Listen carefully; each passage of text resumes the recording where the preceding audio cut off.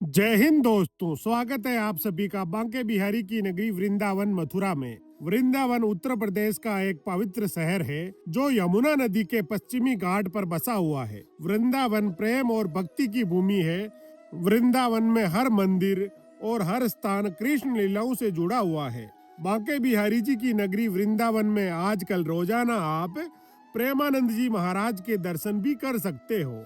वृंदावन को पवित्र ब्रज भूमि का हृदय स्थान भी माना जाता है। वृंदावन के कण कण में आज भी राधा रानी जी और भगवान श्री कृष्ण जी विराजमान है।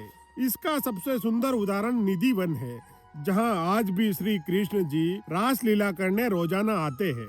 वृंदावन में बांके बिहारी मंदिर, प्रेम मंदिर, निधिवन जैसे कई प्रसिद्ध मंदिर और दर्शनीय स्थल है, जहां देश विदेश से लाखों श्रद्धालु आते हैं। आज के इस इंफॉर्मेटिव वीडियो में वृंदावन धाम की संपूर्ण यात्रा करवाने वाला हूँ, इसीलिए वीडियो को लास्ट तक अवश्य देखें और कमेंट में जय राधा रानी लिखना ना भूलें।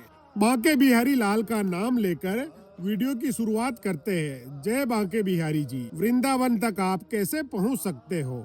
वृंदावन का निकटतम रेलवे स्टेशन मथुरा जंक्शन है और नियरेस्ट एयरपोर्ट आगरा में स्थित है। आगरा से मथुरा की दूरी मात्र 50 किलोमीटर है। वृंदावन पहुंचने के लिए सबसे पहले आपको मथुरा आना होगा। मथुरा जंक्शन के बाहर से ई रिक्शा मिल जाते हैं जो 30 से 50 रुपए लेकर आपको वृंदावन छोड़ देते हैं। वृंदावन में होटल और धर्मशालाएं बहुत सारी है। यहाँ आपको आसानी से होटल और धर्मशालाएं मिल जाएगी। वृंदावन में 500 रुपए में नॉन एसी रूम मिलना शुरू हो जाता है। वृंदावन में आप कई लग्जरी होटल भी देख सकते हो। दोस्तों, फेस्टिवल के सीजन में होटल्स की प्राइस कहीं गुना तक बढ़ जाती है। वृंदावन पहुंचने के बाद सबसे पहले हम होटल बुक करवाएंगे। कुछ देर होटल में आराम करने के बाद हम वृंदावन देखने निकल जाएंगे। दोस्तों, वृंदावन के सभी मंदिरों के दर्शन की टाइमिंग सुबह 7:30 बजे से 1 बजे तक और शाम को 4:30 बजे से 8:30 बजे तक रहती है। इसीलिए आप दर्शन करते हुए समय का विशेष ध्यान रखें। वृंदावन में सबसे पहले हम बांके बिहारी मंदिर में दर्शन करने चलेंगे। इस मंदिर में प्रवेश करते समय काफी भीड़ रहती है। वृंदावन की कुंज गलियों से होते हुए हम बांके बिहारी मंदिर के बाहर पहुंच गए हैं। इस मंदिर में प्रवेश करते समय काफी भीड़ रहती है। सामने ही आपको बांके बिहारी जी का पवित्र मंदिर दिखाई दे रहा है। आप बांके बिहारी जी के दर्शन कर लीजिए। बांके बिहारी जी आप सभी की मनोकामनाएं पूर्ण करें। बांके बिहारी मंदिर में दर्शन करने के बाद हम चलेंगे वृंदावन के अन्य प्रमुख मंदिरों में दर्शन करने। वैसे तो वृंदावन में 5000 से भी ज्यादा मंदिर है, लेकिन हम सबसे प्रमुख मंदिरों में दर्शन करने चलेंगे। बांके बिहारी मंदिर के मार्केट के लास्ट में श्री राधा वल्लभ जी मंदिर का मार्ग जाता है। दोस्तों, यह मंदिर भी काफी अलौकिक और प्राचीन मंदिर है। यहाँ आप राधा वल्लभ जी के दर्शन कर सकते हो। इस मंदिर में आपको बहुत ही शांति की अनुभूति होगी। दोस्तों, वृंदावन की कुंज गलियों में होते हुए अब हम चलेंगे राधा दामोदर मंदिर में दर्शन करने। मंदिर में प्रवेश करके राधा रानी और दामोदर जी के दर्शन करते हैं। इसके बाद हम चलेंगे निकुंज वन देखने। निकुंज वन निधि वन का एक छोटा सा स्वरूप है, जहां राधा रानी जी का बहुत ही प्यारा सा मंदिर बना हुआ है। निकुंज वन में दर्शन करने के बाद हम चलेंगे निधि वन में। इस मंदिर को लेकर ऐसी मान्यता है कि आज भी श्री कृष्ण जी रात को निधि वन में 16,000 गोपियों के साथ रास लीला करने आते हैं। निधि वन यानी तुलसी का वन। ऐसी भी मान्यता है कि रात के समय तुलसी के सभी पेड़ 16,000 गोपियों का रूप ले लेते हैं। शाम की 7 बजे की आरती होने के बाद निधि वन में कोई भी प्रवेश नहीं करता है। रात को 7 बजे बाद अगर कोई भी भक्त निधि वन में प्रवेश हो जाता है तो या तो वह अंधा हो जाता है या उसकी रहस्यमय तरीके से मौत हो जाती है। निधि वन के पास ही शाहजी मंदिर बना हुआ है। यह मंदिर अपनी विशिष्ट शिल्प कला के लिए जाना जाता है। आप सभी इस मंदिर में भी दर्शन करने अवश्य आए। शाहजी मंदिर की डिजाइन काफी सुंदर बनी हुई है। शाहजी मंदिर में दर्शन करने के बाद हम चलेंगे श्री गोपीनाथ मंदिर और राधा रमण मंदिर में दर्शन करने। यह मंदिर भी वृंदावन के बहुत ही प्रसिद्ध मंदिर है। दोस्तों, अब हम चलेंगे मदन मोहन मंदिर में। यह मंदिर लगभग 1 किलोमीटर की दूरी पर स्थित है। ई रिक्शा आपको मदन मोहन मंदिर में छोड़ देंगे। यह मंदिर काफी प्राचीन माना जाता है। इस जगह पर मंदिर बनने से पहले गोस्वामी महाराज जी नन्हे से मदन मोहन जी के साथ अपनी कुटिया में रहते थे। मदन मोहन मंदिर से यमुना नदी के बहुत ही शानदार नज़ारे दिखाई देते हैं। दोस्तों, मदन मोहन जी के दर्शन करने के बाद हम चलेंगे कालीदेह घाट। दोस्तों, ये वही स्थान है जहां भगवान श्री कृष्ण जी ने कालिया नाग का वध किया था। कालीदेह घाट पर आप नौका विहार भी कर सकते हो। दोस्तों, अगर आप सभी मंदिरों में थोड़ा थोड़ा टाइम देकर दर्शन करोगे तो इन सभी मंदिरों के दर्शन आप 1 बजे से पहले पहले कर लोगे।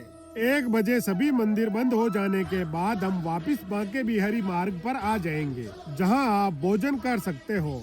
वृंदावन में आपको खाने पीने की कोई परेशानी नहीं होगी। वृंदावन की प्रसिद्ध मुकेश लस्सी ट्राई जरूर करें। इसके बाद आप होटल में लौट जाए और कुछ देर आराम कर लीजिए। होटल में आराम करने के बाद 3 बजे प्रेम मंदिर साइड में चलेंगे। बांके बिहारी मार्ग पर आपको बहुत सारे ई रिक्शा मिल जाएंगे जो 40-50 रुपए लेकर आपको वैष्णो देवी मंदिर में छोड़ देंगे। यह बहुत ही प्यारा सा और विशाल मंदिर बना हुआ है।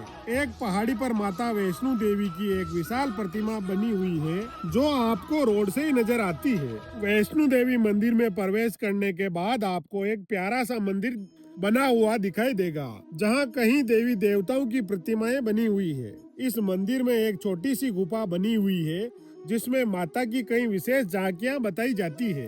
दोस्तों, अब हम चलेंगे वृंदावन के सबसे प्रसिद्ध प्रेम मंदिर देखने। ब्रज भूमि पर आने वाले सभी भक्त प्रेम मंदिर देखने जरूर आते हैं। इस मंदिर का निर्माण जगत गुरु कृपालु महाराज ने करवाया था। इस मंदिर के चारों ओर भगवान श्री कृष्ण जी और राधा रानी जी के सुंदर सुंदर झांकियां बनी हुई है। इटालियन मार्बल से बने इस मंदिर के निर्माण की लागत लगभग 150 करोड़ रुपए मानी जाती है। रोजाना शाम को 7 बजे इस मंदिर में लेजर फाउंटेन शो चलता है जिसमें यह मंदिर और भी सुंदर लगता है। प्रेम मंदिर का पूरा वीडियो देखने के लिए इस लिंक पर क्लिक करें। प्रेम मंदिर देखने आप शाम के समय पर ही आए। दोस्तों, शाम के समय पर प्रेम मंदिर के नज़ारे काफी सुंदर और अलौकिक हो जाते हैं। प्रेम मंदिर के बाद हम चलेंगे इस्कॉन टेम्पल देखने। प्रेम मंदिर से इस्कॉन टेम्पल तक आप पैदल ही पहुंच सकते हो। इस्कॉन मंदिर अपनी भव्यता के लिए भारत ही नहीं बल्कि विदेशों में भी जाना जाता है। इस मंदिर में कई विदेशी सैलानी दर्शन करने आते हैं। इस मंदिर का निर्माण 1975 में इस्कॉन सोसाइटी द्वारा करवाया गया था। रोजाना शाम के समय इस्कॉन मंदिर में हजारों कृष्ण भक्त भगवान श्री कृष्ण जी के लिए डांस करते हुए दिखाई देते हैं। दोस्तों, अब आप शाम के समय कुछ देर यमुना नदी के तट पर बिताने के बाद वृंदावन में रात्रि विश्राम करें। बाकी बचे हुए मंदिरों के दर्शन हम अगले दिन करेंगे। दोस्तों, रोजाना सुबह 4 बजे आप वृंदावन में प्रेमानंद जी महाराज के दर्शन कर सकते हो। प्रेमानंद जी के दर्शन करने के लिए भक्त सुबह 3 बजे से ही रोड पर आ जाते हैं। अगर आपको भी प्रेमानंद जी महाराज के दर्शन करने हैं तो 4 बजे से पहले पहले जिस जगह प्रेमानंद जी महाराज आएंगे आप वहां चले जाएं। 4 बजे बाद आपको प्रेमानंद जी महाराज के दर्शन नहीं मिलेंगे।